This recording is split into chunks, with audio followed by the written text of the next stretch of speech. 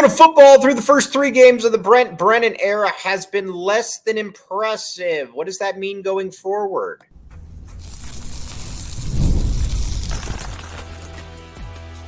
You are Locked On Wildcats, your daily podcast on the Arizona Wildcats. Part of the Locked On Podcast Network, your team every day. Thanks for keeping it Locked On Wildcats. I'm your host, Mike Luke. This show is brought to you today by 5 Hour Energy. Go to 5hourenergy.com. Use code LOCKEDONCFB to receive 20% off your order. Everybody likes 5 Hour Energy. Check it out. All right, now, so far, as we talked about on the postgame show, Arizona gets absolutely annihilated by Kansas State. And honestly, the game didn't even really feel as close as 31-7, mainly because Kansas State shot themselves in the foot on a variety of different times.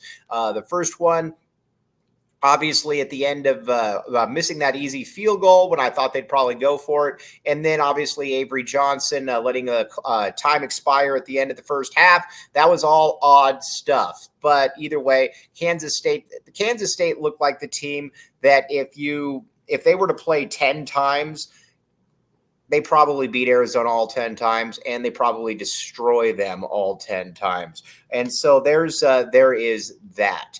But let's talk about Brent Brennan. Listen, I mean, there's no other way to spin this. Through 3 games, he's been incredibly unimpressive. The team doesn't seem to have gotten any better. As a matter of fact, I think that you could make the case that they're maybe even getting worse, especially offensively. This is a unit. He inherited a very, very talented offense. I do not care what anybody says. The offense should be better. I know that you lost Jordan Morgan and Cowing and Tanner McLaughlin. I get all of that. Totally understand all of that. I don't care. You still have Noah Fifita. You still have the best wide receiver, maybe the best football player in the country in T-Mac. You also have you also return 4 or 5 starters along the offensive line. I just don't know exactly where to even start. I guess we'll start with the O-line. Listen, when you got Big Jonas Savanea, who's on a lot of first-round draft boards, when you've got a Wendell Moy, those dudes are good. Again, now, Josh Baker, good as well. That's just the way that it is. Now, you also have a Leif Magnuson. Now, again, it's been Brent Brennan's decision not to play Leif. He deactivated him.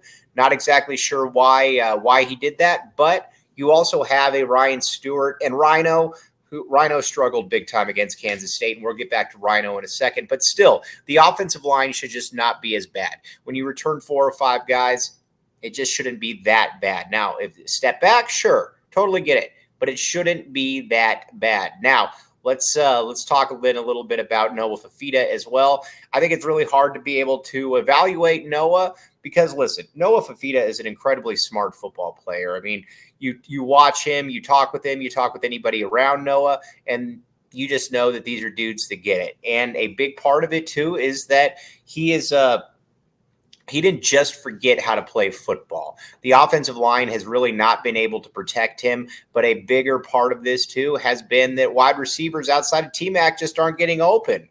And I think that's something that you have to you got to take into account. And in camp, dudes like Jeremiah Patterson look good. That's just the way it is. The tight end position looked really, really good as well. And you haven't seen any of that transfer over. And I think that's a big part of what's so disconcerting about what you're seeing is that none of this is transferred over.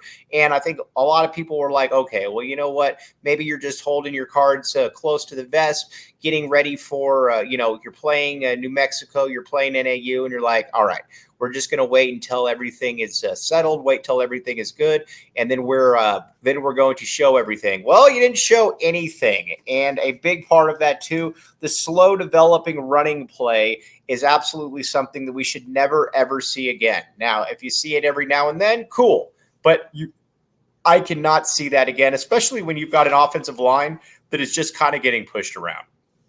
And I think that's what's very frustrating about so much of this is that the offensive line is getting pushed around. And the last thing you want is, okay, guess what? Our offensive line is getting pushed around. So guess what we're going to do? We are going to counterattack it by giving the defensive line more time to be able to get up the field. That is generally not a recipe for success, but that is what Arizona did. Now, Quali Conley, I like Quali Conley. He's good.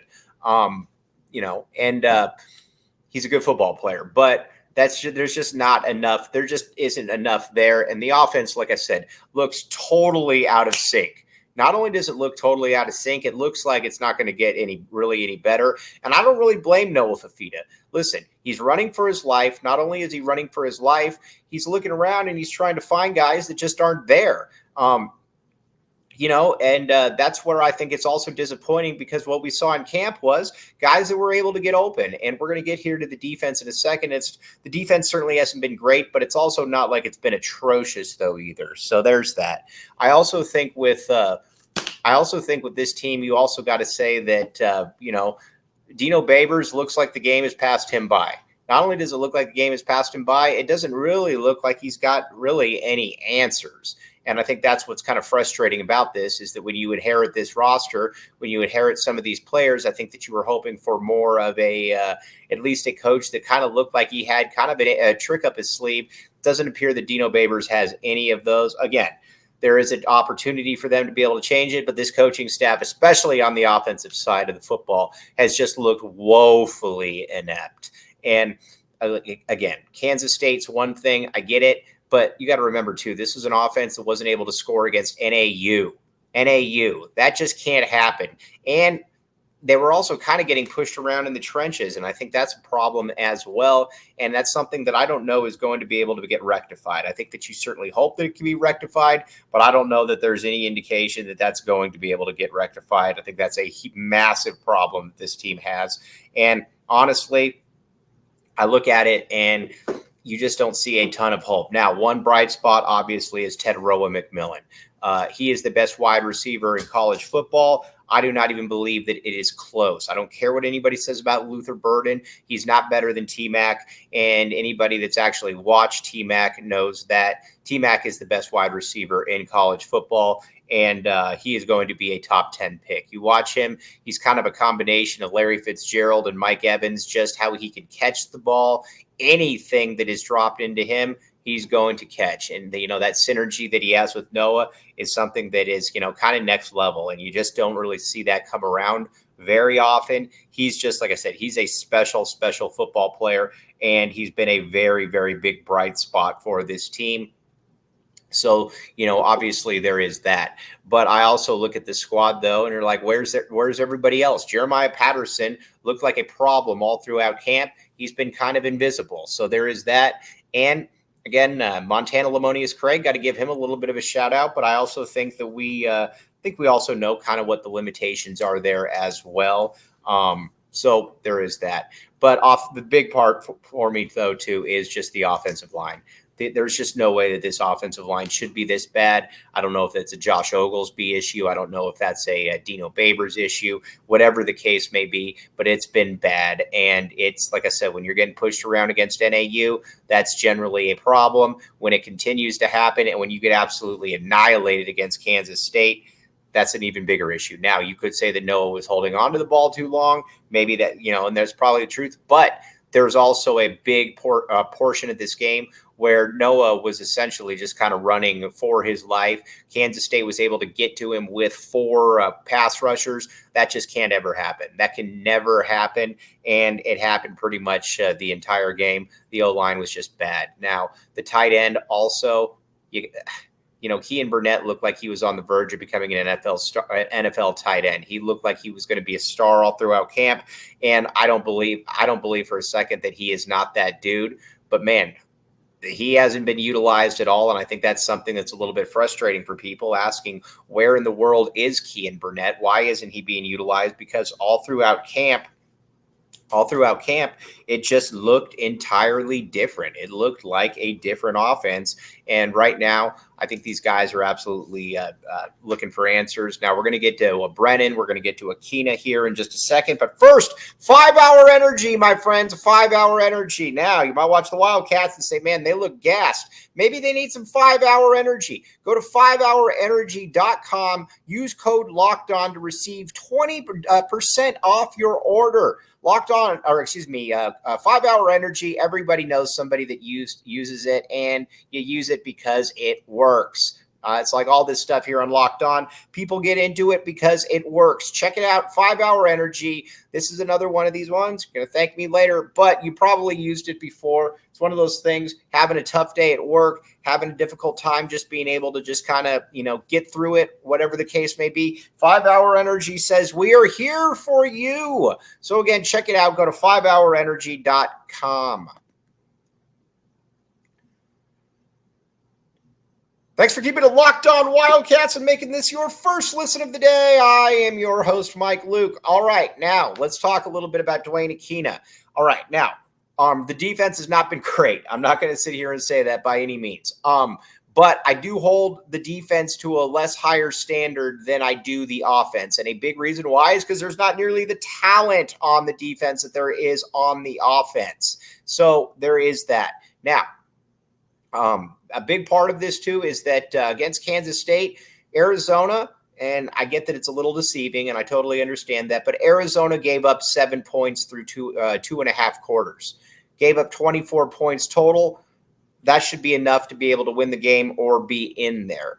And it just wasn't. There was, this team struggled mightily. But then the floodgates obviously opened, and then Arizona gave up a lot. Now, you could say that those stats are a little bit deceiving, and you're probably right because, again, Kansas State had a couple possessions where they just really shot themselves in the foot. It wasn't really anything that Arizona necessarily did. But a big part of this, too, was that and we've seen this now, the defensive line is just not very good. I don't really know what else to say. The defensive line is just not very good. Chuba is not really that dude. I think he's, if he's just got to stand there and just take up spots, cool, but he can't move at all. There was a play, too, a huge play for Kansas State where the running back was sprung and Chuba just kind of froze. That was obviously not a good thing. Isaiah Johnson, not even sure where he was. This team obviously misses guys like Big Bill Norton, Tia Savea, Tyler Manoa. I mean, heck, forget some of the other players out there. So there is that. Now, one player I got to give some credit for, Chase Kennedy. He's shown some real quick twitch off the football, and I think that's been a pleasant surprise. I did not see that when I watched him in camp. I thought that he was a player that was probably just a little bit too small to be able to make an impact. But so far, he's been somebody that's been around the football. But the D-line has not been good. A bigger problem, too, with the D-line is that there is next to no containment. When quarterbacks get outside the pocket, they absolutely run on Arizona. Same thing with running backs. When the D-line isn't able to hold the edge, these guys get outside and they make plays, and they're continuing to make plays. And that's something that I think that's something that's frustrating for Wildcat fans, is that it's much of the same. It continues to happen. Now, this team, though, like I said, the defense, though, to me is a C-. It has not been terrible. When you give up 24 points, like I said, that should be good enough to be able to win the game. But that is what it is. They're also not forcing turnovers. Last year's team was able to force turnovers. This year's team hasn't really forced any. And there's been just regression on certain players. Like I said, I love Jacob Manu. We all know what Jacob Manu can do, but he hasn't looked good. You kind of wonder how much of that is the defensive line in front of him just not being very good. And I think that's probably a huge part of it. Manu's a player that he relies on when he's trying to get downfield, upfield, when he's trying to, shed blocks. It's a lot easier when you've got big dudes in front of you that are kind of taking up those. And that's not really the case. That defensive line obviously got manhandled. Then The secondary for Arizona, I think you got to look at it and say Takario Davis taking a big step back. Now, again, I get that, he had some really stupid penalties. I understand that. But at the end of the day, that's still on him. Those are things that can't happen. And he's also, he's given up some plays where even though the player didn't or wide receiver didn't catch it, the wide receiver burned him. He's just not looked great. I don't know what else to say. Arizona not having Dalton Johnson was obviously a problem for them as well. And that's not going to be something that I think is going to get better at any point.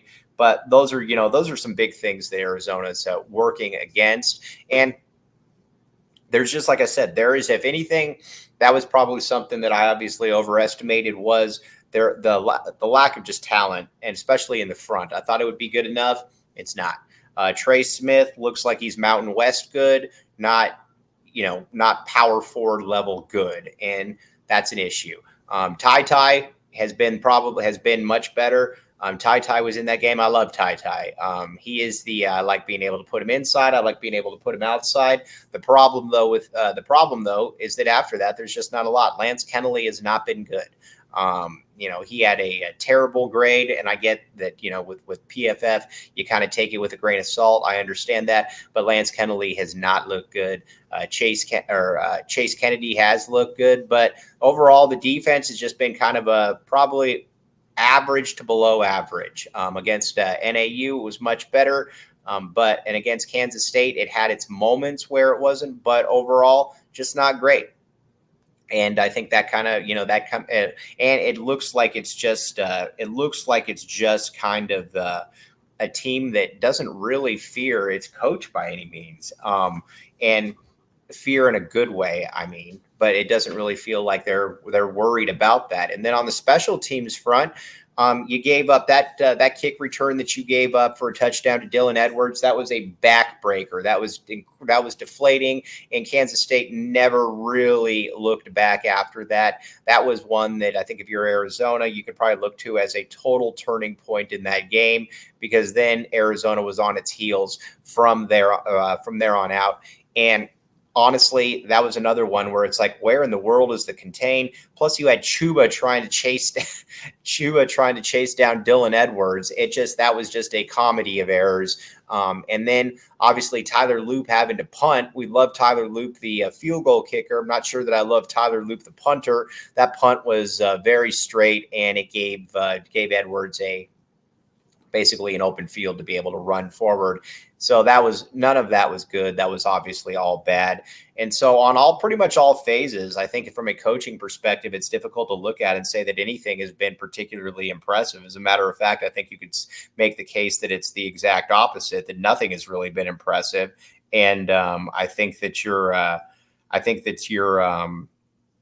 we're kind of at the point now where you're like, all right, does this coaching staff really get it? Has it passed them by? Because there's definitely a lot of questions about where this team is. We're going to talk about that, where it is with Brent Brennan here in just a moment. But first, FanDuel, check it out. FanDuel. All right. FanDuel.com. You can bet on college football. You can do a bet on a lot of different things with FanDuel.com. Check it out. You got the NFL here as well. All kinds of really good stuff with FanDuel. I think the thing that's also awesome about FanDuel too is that your money is good. So again, check it out, FanDuel.com. And again, you got college football here. You got the NFL. You got the NBA right around the corner. You got college basketball right around the corner. We are in the very, very good time of football, and basketball being right around the corner. We got through the dog days of August, and not only did we get through the dog days of August, the dog days of July, June, and it is here. FanDuel says, come party with us. We will make it even easier for you. FanDuel.com. Check it out.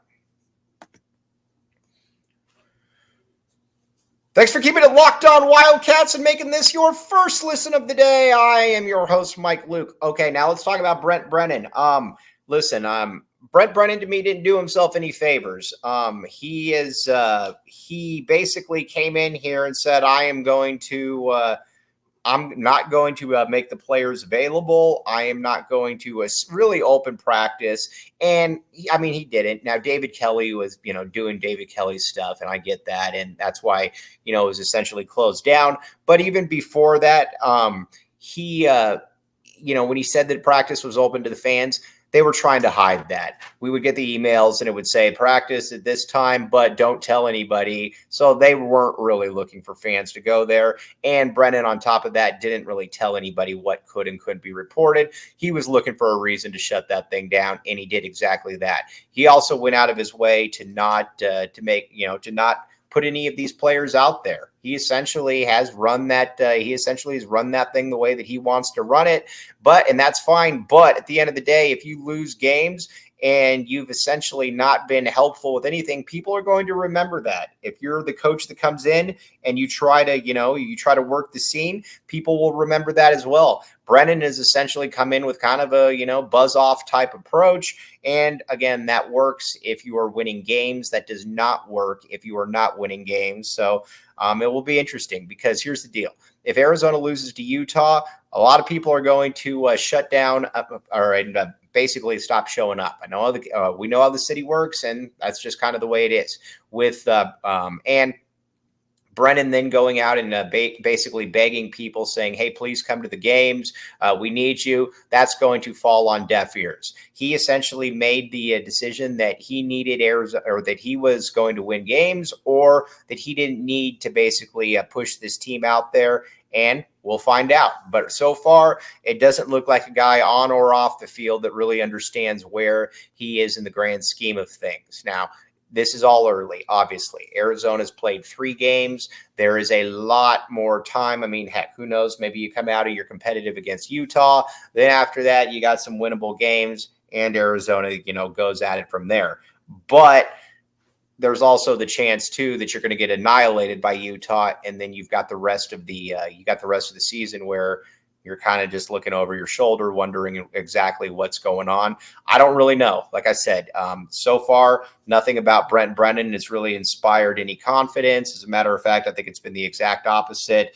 You watch him, and he doesn't look like somebody that is exactly. He doesn't look like somebody that is that understands kind of the gravity of where he is at and where he is, and the situation that he was handed. So we'll see that. We'll see.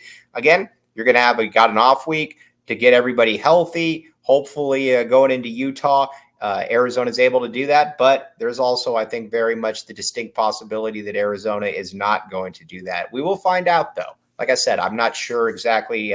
Where this train is, but I think we also know at this point, though, that this is a squad that looks just kind of. It doesn't look like there's really an identity. As a matter of fact, it doesn't look like there's any identity whatsoever. And I think that's the problem. This team should have an identity with the amount of talent that it has on it. And so far, I don't think that you really see any of that. So I think that's a problem. And that's something that he's going to have to address, because if you get blown out by Utah, like I said, this city's turning on you, and the city's going to turn on you very, very quickly. So, that's a decision that he made as far as how he wanted to do things. And we're going to find out exactly where he is.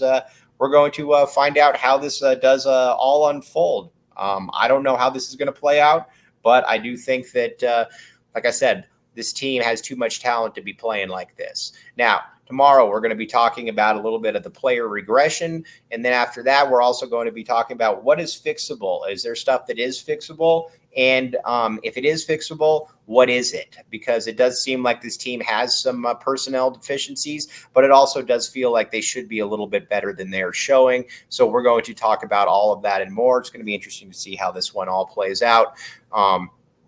But this is an interesting time for a bye week for Arizona, and we're going to find out exactly how this all unfolds. But as always, very much appreciate you all making Locked On Wildcats your first listen of the day. Again, with Arizona, it's we've been through here before. We'll get through it. Thanks for listening to the Locked On Wildcat podcast. Bear down and back the A.